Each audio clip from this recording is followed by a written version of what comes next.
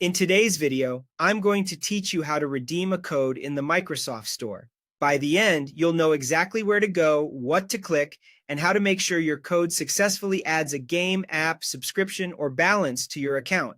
First, open the Microsoft Store on your Windows device. You can find it by clicking the Start button and typing Microsoft Store, or by selecting the store icon on your taskbar if it's pinned. Give it a second to load so the home page and your account options are fully available.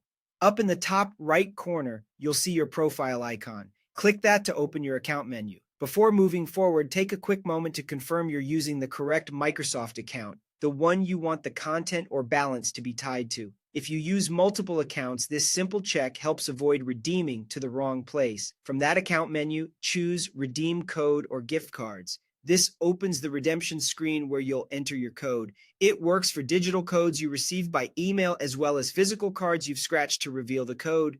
Now type the full 25-character code into the box. Don't worry about hyphens, those are added automatically. Enter the characters carefully, watching out for lookalikes like 0 and O or 5 and S. If you copied the code from an email, you can paste it directly. Just make sure there aren't any extra spaces before or after the code. If your code is region locked or product specific, it needs to match your account's country and the product you intend to redeem.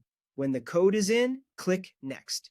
The store will quickly validate it and show you exactly what you're redeeming, whether that's a game license, an app, a subscription extension, or a cash balance for your account.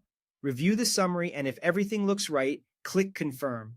You'll get a success message, and the item is added to your library or balance instantly. If you redeemed a game or app, you'll typically see an install button right away. You can also access it anytime by going to your library in the Microsoft Store to install or manage downloads. For gift cards, your new balance will appear at checkout the next time you buy something. For subscriptions, you'll see the added time reflected in your account. If something doesn't work, double check for typos, confirm you're on the intended account, and ensure the code hasn't already been used.